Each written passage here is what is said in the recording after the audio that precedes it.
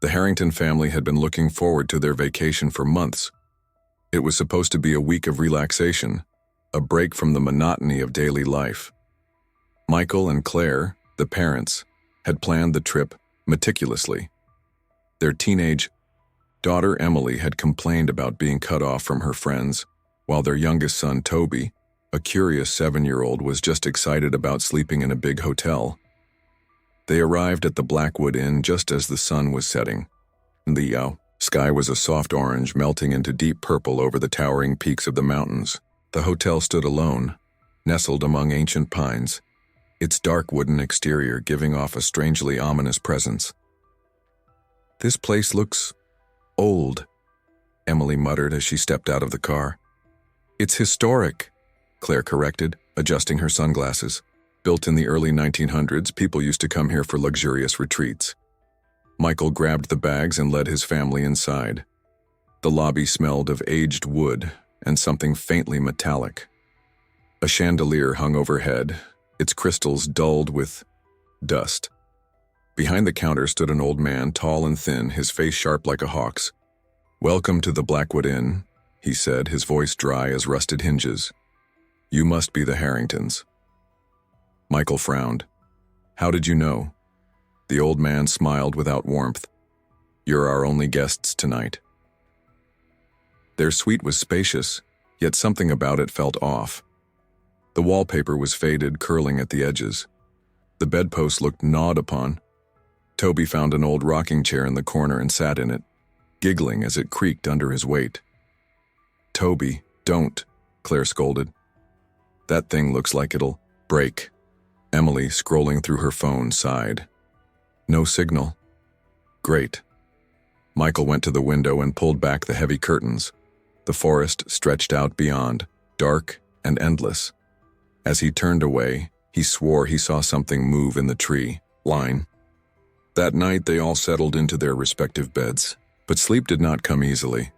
Claire kept waking up, feeling the bed shake slightly. Emily heard whispers coming from the vents, though she assumed it was just old pipes. Toby had a dream of someone standing over his bed, brushing cold fingers against his cheek. By morning, none of them felt rested. The next day, they explored the hotel. The halls were long and empty, the wooden floors groaning underfoot. The old paintings lining the walls seemed to watch them as they passed. Toby ran ahead, disappearing around a corner. A moment later, his scream echoed through the hall. They found him standing in front of a door, trembling. "There was a man inside," he cried. "He was looking at me."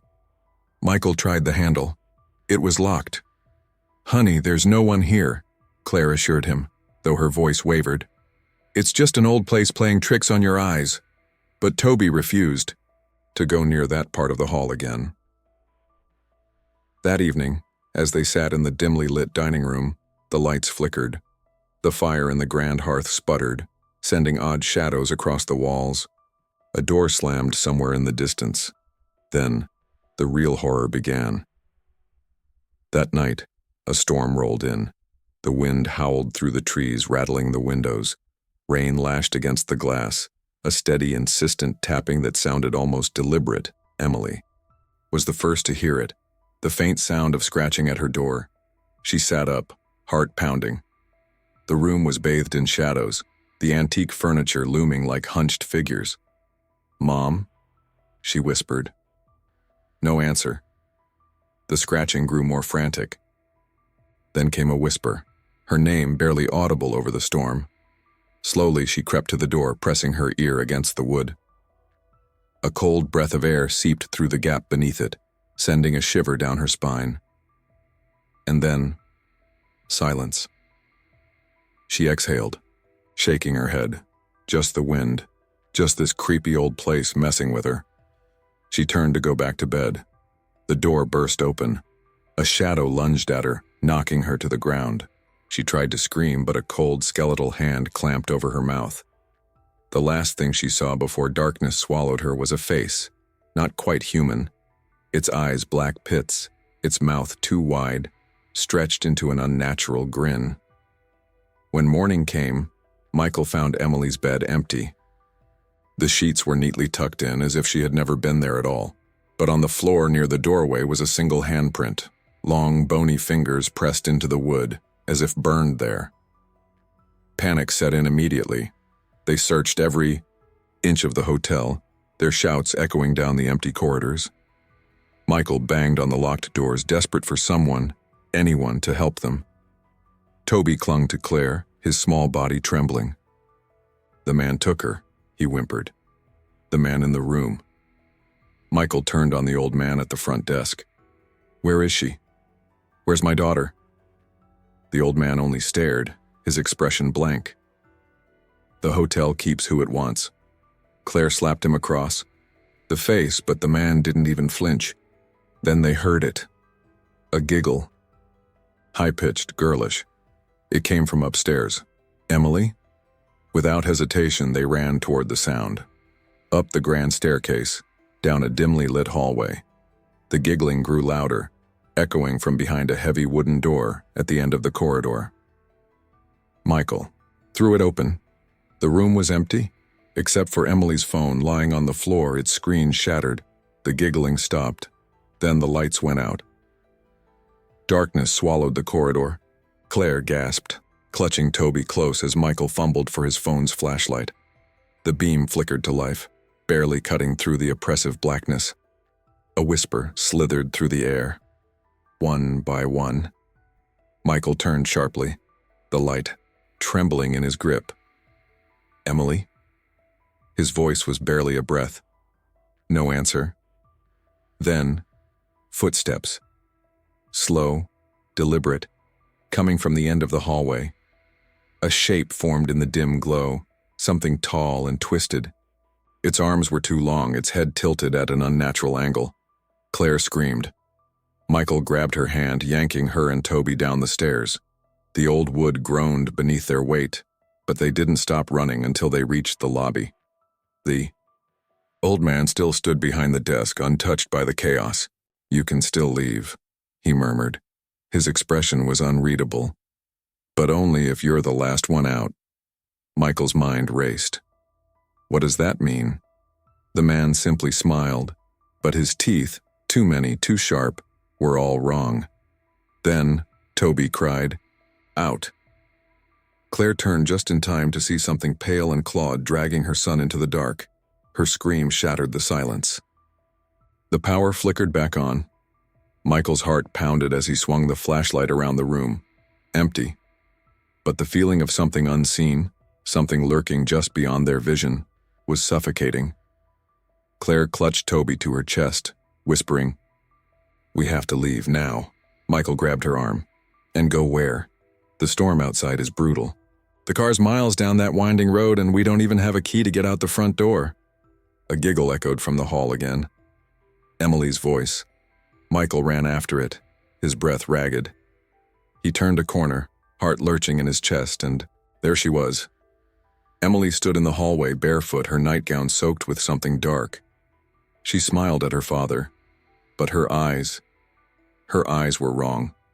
Too black, too deep, like looking into a void. "Dad," she whispered. "Why are you running?" Michael hesitated.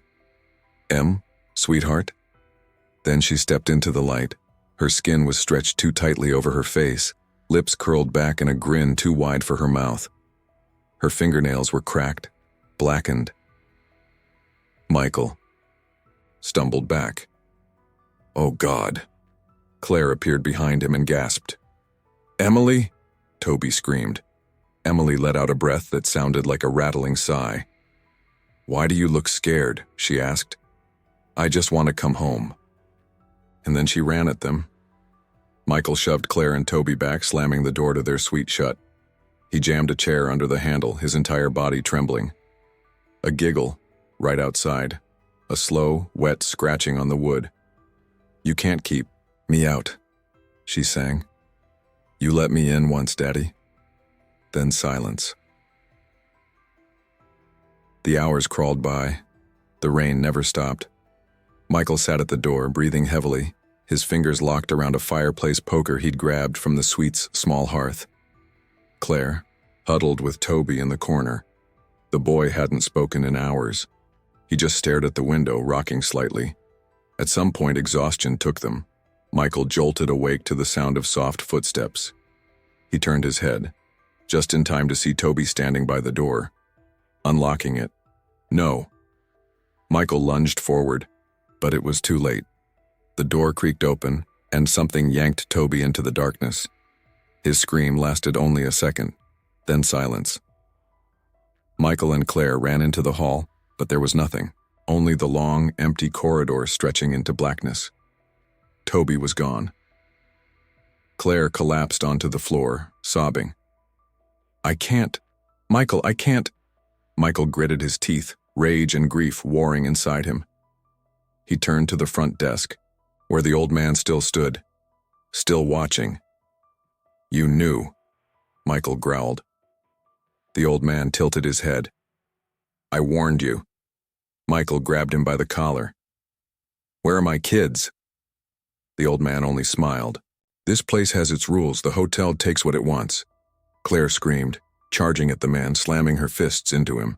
But he never moved, never flinched. Michael turned to the lobby doors. He ran at them, yanking the handles. Locked. Claire sobbed. "We're going to die here." Michael turned back. "No, we won't." Then he noticed something. A key lying on the desk. Michael grabbed Claire's hand, the key clutched tight in his other. "We get out now." They ran. Up the stairs, down the hallways, past doors that rattled as they passed. The walls seemed to breathe, the wallpaper peeling away in long strips, revealing something dark and writhing beneath. The hotel was alive, and it was angry. A voice whispered from the shadows. "You can still leave." Michael turned his head. The old man stood at the end of the hall. "But only if you're the last one." The key in Michael's hand burned cold. He knew what it meant. The hotel needed its payment. He turned to Claire. "I love you," he said. She frowned. "Michael?" Then he shoved her. She stumbled backward, gasping, right as the floor beneath her cracked open. A blackness swallowed her whole. Her scream vanished as the wood sealed shut. Michael turned, hand trembling as he slid the key into the lock. The door opened, and he ran. Morning. Michael stumbled down the road, his bare feet torn and bleeding. The sun had risen, washing the mountains in gold. A truck came into view. The driver, a man in his 60s, pulled over. "Jesus, son, you okay?" Michael swayed, his skin pale. He looked back. The hotel was gone. Just an empty field remained. "Hey," the driver said. "You need a lift?" Michael nodded slowly. As he climbed into the truck, he caught sight of the rearview mirror. A figure sat in the back seat. Claire. Her head tilted, lips curled in a too-wide smile. Her voice whispered in his ear. "You were supposed to stay." The truck drove away, leaving the Blackwood Inn behind. But Michael knew he would never truly escape.